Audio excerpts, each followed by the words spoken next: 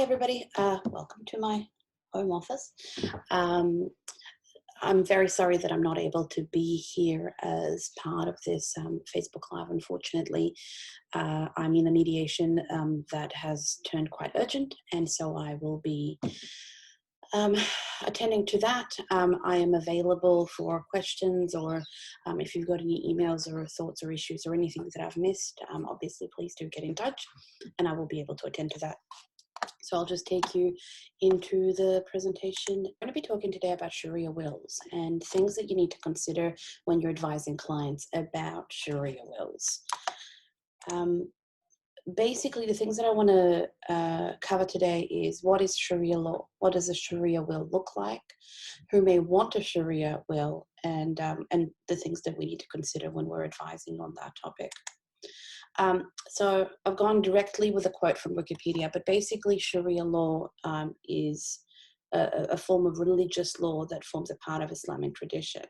So a lot of Islamic countries utilize Sharia law as a basis for their legal system, but also Muslims who are living in other countries look at the regulations for both public and private lives that come from this area of law.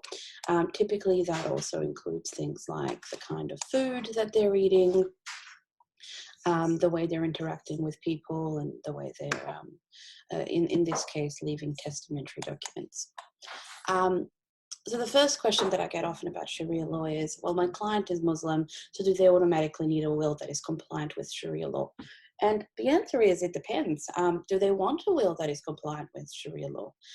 There's people of Islamic faith, such as myself, who do not have a Sharia law compliant will, and I'll get into that a little bit later to detail the why.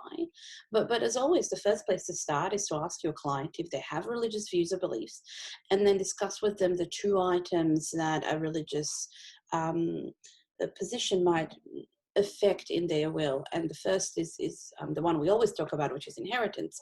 But then the secondaries are, of course, dealing with burials or funerals or organ donation. And I'll mention to that, or I'll get into that a little bit later through the presentation. So the question is, what factors are relevant to a Sharia compliant will? So one of the ones that I find interesting whenever we're addressing it is, well, non-Muslim relatives can't inherit under your will. So even if they're due an inheritance, if they're not Muslim, they can't inherit. Now, the definition of who is Muslim and who is not Muslim is basically something that's between an individual and God. And so I'll have clients say to me, well, my son's wife is not Muslim, or my son is no longer practicing, but I want to leave them something, so what should I do? And my answer is, well, I'm not a religious scholar, but you should ask that particular person, are they Muslim? And if they say they're Muslim, then they're Muslim.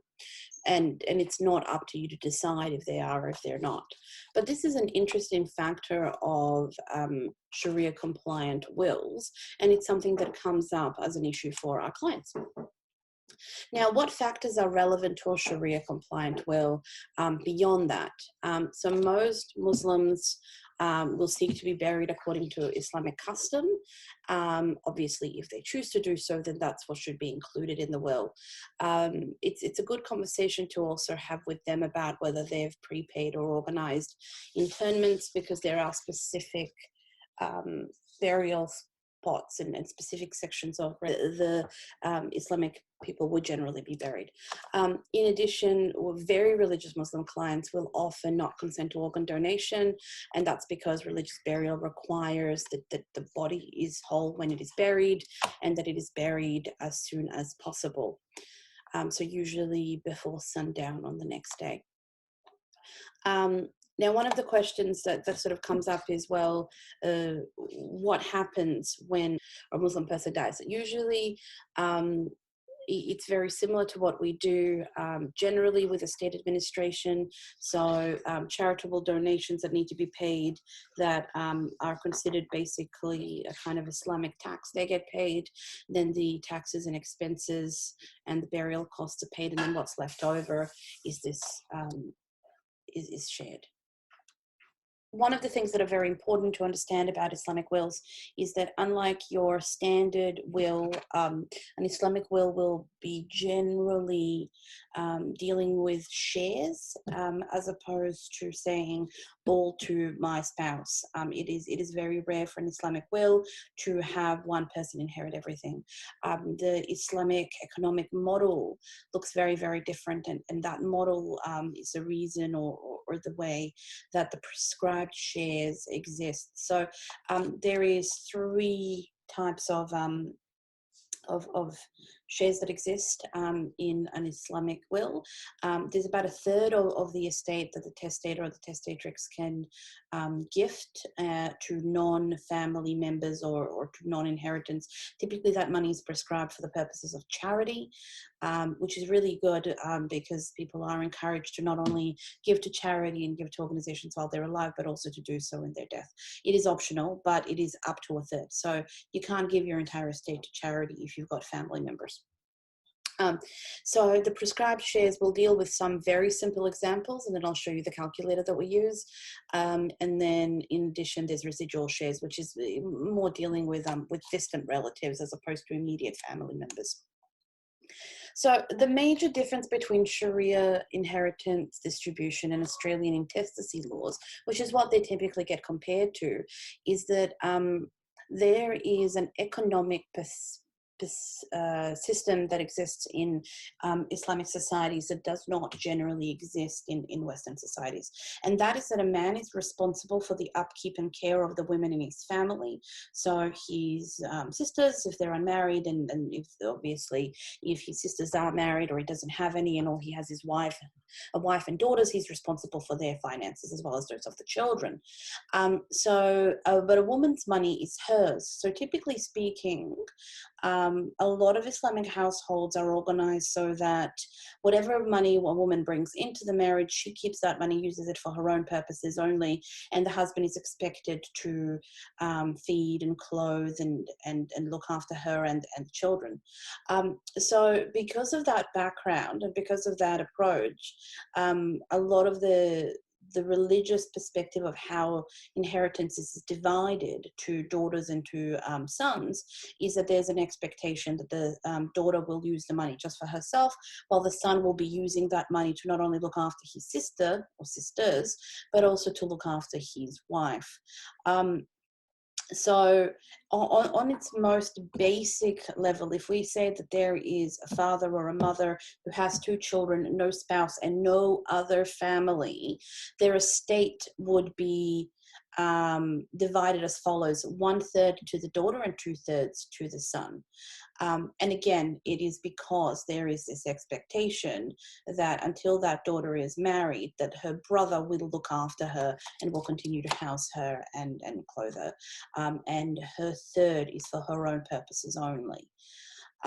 Obviously, a lot of Muslims do not live their lives under this Islamic economic model, and when they don't, they also don't tend to have Sharia wills. So if somebody ever wondered why my will is not Sharia compliant, that's one of the reasons for it. So I'm the primary breadwinner in our family.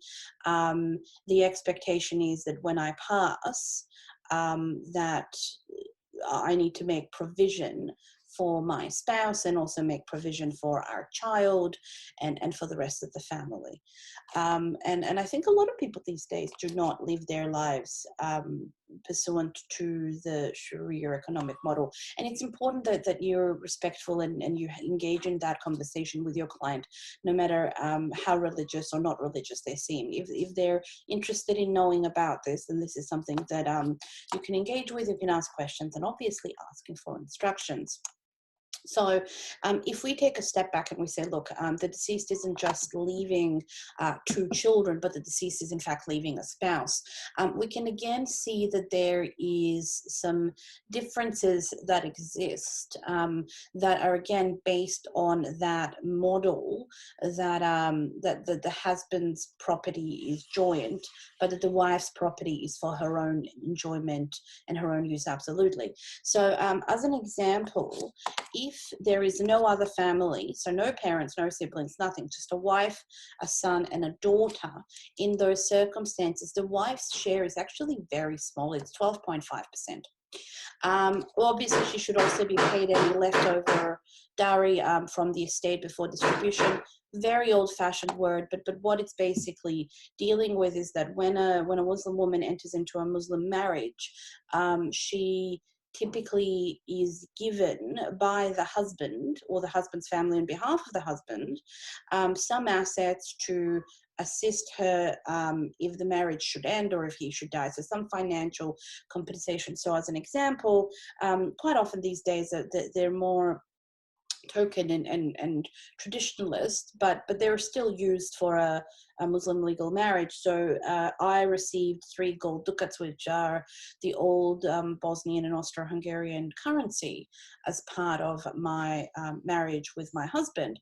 And so, and I think my grandmother received very much the same thing. So it's very much a traditional situation. But when you're looking at a Sharia compliant will, what you can see is that if there is a debt to the wife, that debt gets paid out before the distribution occurs.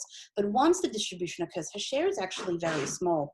So when we speak to clients who are Muslim, who are saying, well, the house is on my name only because we did it for accounting reasons, or we did it for XYZ reasons, and my wife has contributed to this her entire life, and it would be very unfair for her to inherit 12.5% of her own house.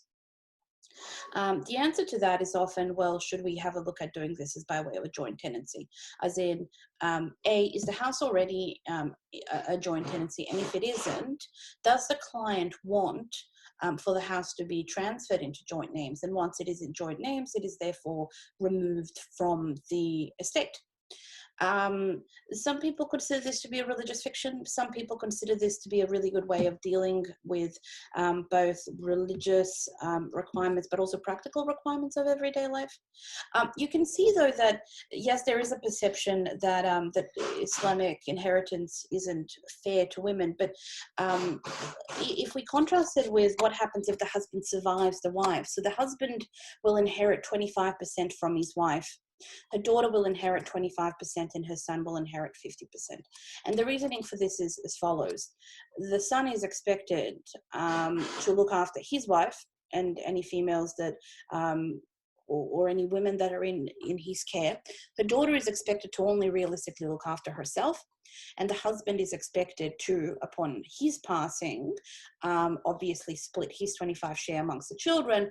But in addition, that 25% will again go to look after the daughter. While this wife, in this top example, is not expected to look after her daughter. And so there are differences in the percentages. And the percentages, when they're distilled to this, seem very arbitrary, but there is a very complicated system. And so when I use these examples, I'm using them as very, very simple examples, but you can't draft an Islamic will and just say wife, son, daughter, and not take into account the fact that the parents, the grandparents, there might be grandchildren. Grandchildren are a category of inheritance.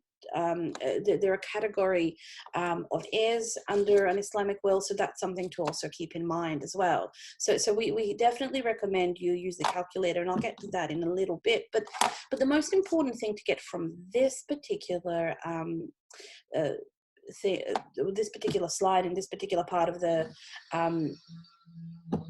conversation is joint tenancies are a really good way of looking at what is in fact going to be in the estate, and that's normal for any will, but also as part of Islamic wills and Islamic planning. What about Part 4s and testator's family maintenance? Now, this is something that we've discussed with clients previously. Again, some clients are very happy with the advice they're given. Other clients are very distressed that that their children might object to the will, and it is our job to give them that advice, and then it is our job to best protect the client's wishes, as long as they've got capacity, of course.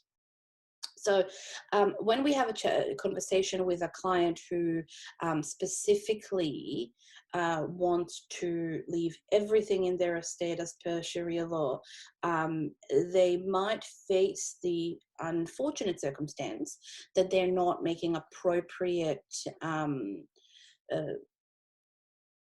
that they're not appropriately looking after particular children and not making appropriate provisions. In addition, that client might find that even though they might be making appropriate provisions, because all of their children are adults and all of their children are not in a financially needy position, that they might find that those children are upset about the circumstances, especially if they don't hold the same religious beliefs. So some Muslim clients in these circumstances have used, and I mentioned this previously, joint tenancies, but also funds that do not form a part of the estate to look after the needs of those particular children, particularly, but also in relation to their spouses and in relation to other parties that they might wish to make a provision for, but that it is not done through the estate. Generally speaking, we always recommend that the client does a detailed letter of wishes, and we take them through that process, and that will typically address any of the concerns that families might have upon that client's passing. But sometimes you might find yourself in a situation where you say to the client, look, I understand that this is what you want to do, but I suspect that this particular document is going to be challenged, and that it is going to be challenged on the basis that it is not making an appropriate distribution. Now, I've never been involved in a Part 4 application where it's being challenged for these particular reasons. We've generally found that families tend to share a particular Islamic view, and so children, where we're acting for the parents in drafting the will, and once those parents pass, the children that do come to us often say, well, these were mum's or dad's wishes, and this is what we're going to respect. What I know the children that are left to be executors of these quite complicated wills do want is more guidance in relation to how they should deal with the things that their parents wish for them to do. So if you've been asked to draft a Sharia compliant will, well, what do? You ask the clients for instructions. So unless you're a religious Islamic scholar, I really don't recommend that you should feel pressured to advise how to distribute under Sharia law. It's very, very complicated, and there's a lot of, basically you have to go through an interview with the client and find out who will be inheriting after them. And in addition, the added complexity of that, of course, is that there might be people who pass before the testator or the testatrix, and in those circumstances, if you've left it based on who was alive at the time when the will was written, that tends to complicate things, because once that person is passed, who inherits their share? My recommendation is that you do tables, and there are tables that explain how a distribution should be calculated, and they make for very, very good drafting. And if you're drafting one, I'm happy to read over it. But your job is really to address the relevant issues with the client, and then you ask the client to give you instructions. And most of my clients have gone and received specific religious advice as to how they should process their wills, and how their distribution should look, and how it should look in light of what we've advised in relation to assets that don't form a part of the estate, and in relation to joint tenancies. And as part of that, it's the same thing. Just like you would refer them to obtain financial advice, you refer to them to obtain religious advice, and then you ask them to come back to you with instructions. If you have a client who's particularly worried and wishes for you to advise on Sharia compliant wills, you have to understand that basically it is another jurisdiction that we're not necessarily trained in. So while I know how to navigate it, I'm not a religious scholar. There are religious scholars, Islamic religious scholars, who are also lawyers, and it might be appropriate to refer that client off to them. But my general view is that unless the client is completely unable to provide the instructions themselves, and they're not able to figure out how the calculators work, I don't like referring out work, and not because I'm referring out work, but also because you lose control of how the client is being serviced and how the client is being looked after. And quite often these issues tend to price clients out of the law. And finally, when it's time to then do the probate, the client's family tends to be a little bit upset because they're struggling to understand exactly what happened and how it happened. And then you're left hoping that somebody's left very detailed notes about the conversations and the instructions. So I typically prefer to do the wills myself, because then I can make sure that they're being done right, as in that they comply with Australian legislation, and that they are appropriately documented, so that if there is a Part 4 a testator's family maintenance claim or any other claim on foot, that's appropriately dealt with. None of my clients have asked me to actually advise on Sharia law. They have asked me to be able to meet them and document their instructions, but they often come to me with instructions. Do we use the calculators? Absolutely. I love these calculators because they're a good way of having a conversation with the client. And I will bring up a copy of the calculator now so that we can have a chat and look at it together. So just bear with me. So we'll bring up a copy of the calculator and we can plug in some numbers. Okay.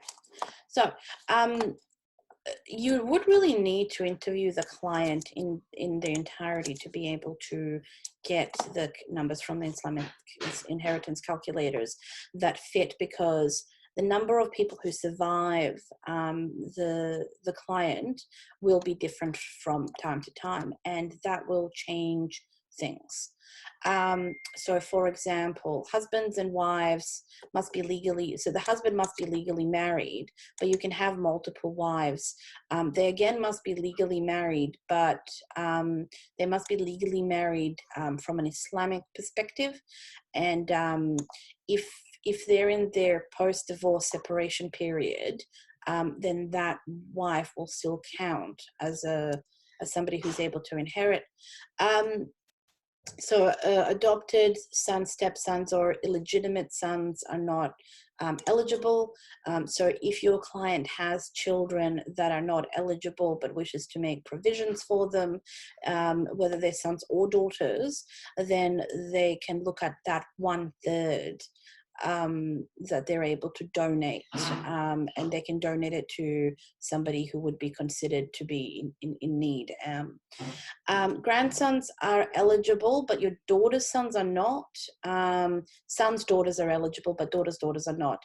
And the reason behind that, to a large extent, is because they're expecting to be inheriting from another person's estate. And also in relation to grandfathers and grandmothers. So for example, your mother's father is not eligible, but your mother's mother is eligible, because again, in some circumstances, you will find that there is a portion of assets that goes to somebody for their personal use only, and that's typically women.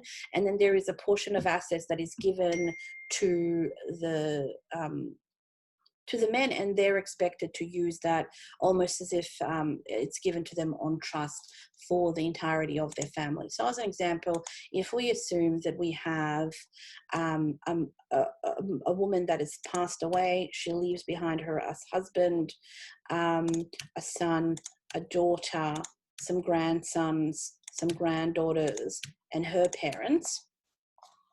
And then she has no one else in her family. So no sisters, no brothers, no nephews. And we calculate inheritance. What you're going to get some interesting situations. So the grandchildren currently get nothing. The reason the grandchildren get nothing is because in these circumstances, the daughter and the son get a share. But look how interesting it is. Both her parents get a share as well. So in your typical Western will, you would not expect somebody to make provisions for their parents. But there is an expectation under Islamic law that you're going to, let's say, look after your mother. Similarly, if it's the other way around, so if a father dies leaving his wife and the same inheritance, you can see that he makes provisions for his parents as well. And that provision is in equal share. So the differences in gender between son and daughter is typically because the expectation is that the son will provide for both his wife and his sister. And the lowest share is given to the wife because the wife is able to own her own property and therefore is not expecting to inherit from her husband, except something that's almost a token. So that's something to keep in mind. And so what I would do is I would use the tables in my drafting, but then this is more relevant to give examples to clients as to how things might look if somebody passes away, if your client passes away and there's no other changes in their family. And then when you're doing the estate, you can utilize this. In addition, if the family, if the will isn't very clear, but the family wants to utilize the Islamic inheritance calculator, there might need to be a very good conversation with them about whether the estate should be done in this particular way, and then a deed of family arrangement into, for example, or a deed of family agreement. So as an example, a mother dies, she leaves no husband, no wife, she has one son, one daughter, no grandsons, one grandchild, no parents, no mother, no grandparents, one sibling, let's say. So I'm just looking at a case that I'm looking at the moment.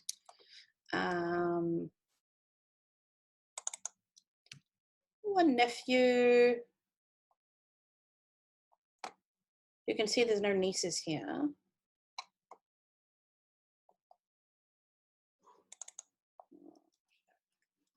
Eight of these. All right. So we've got some vague calculations here. So let's see what this would come up with. All right. So what you can see, because there's a son and a daughter, the rest of them fall away. So when you're reading the rules, they look very, very confusing. But it can, in some circumstances, be drilled down to a really simple situation. The most important question is who in your immediate family is alive and needs to inherit. And typically speaking, you're not going to see one person inherit everything.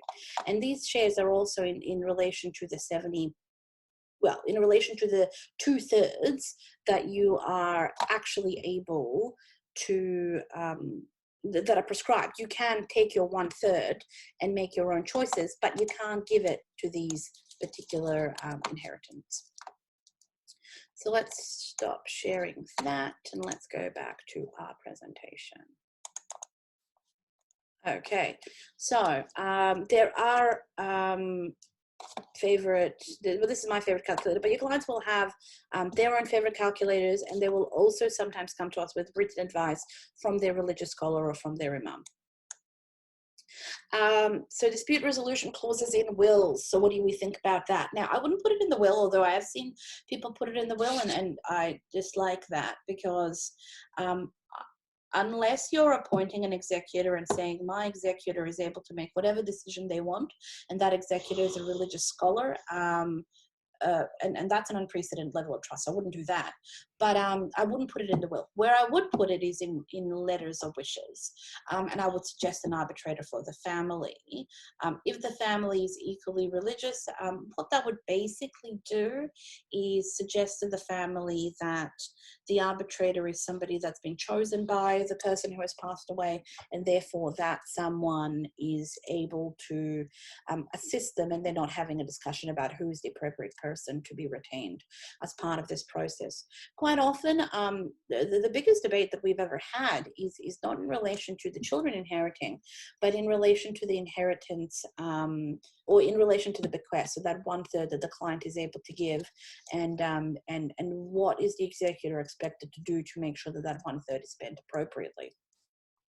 So if you've got any questions or thoughts, or you want to discuss Islamic wills, or if there's something that I've missed, absolutely, I'd love to know more about it.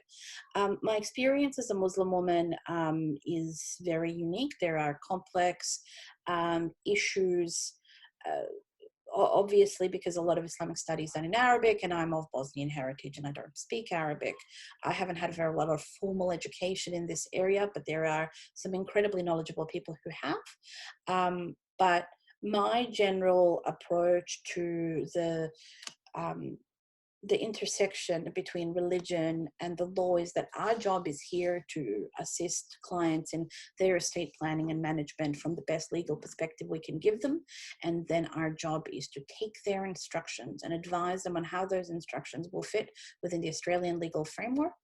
And obviously, if the client has overseas assets, within that overseas asset framework, and if you need to seek appropriate assistance, you obviously do that, and refer the client if you need to. But the idea basically is you're not here to interpret Sharia law. You're actually just here to help the client document what it is their wishes, and everything will in the end turn on the client's instructions. Thank you so much for taking the time to watch this presentation, Tara. Thank you so much for obviously inviting me to the presentation and helping me get the word out about different things that you need to consider when you're looking at Sharia wills. Again, I'm very sorry that I wasn't able to attend live, and that this has been a bit of an edited webinar as opposed to just a recorded webinar. And the reason behind that is that obviously I've got a 2-year-old and builders here as well. So thank you very much for your time. And again, if there's any questions, please get in touch. Cheers. Bye.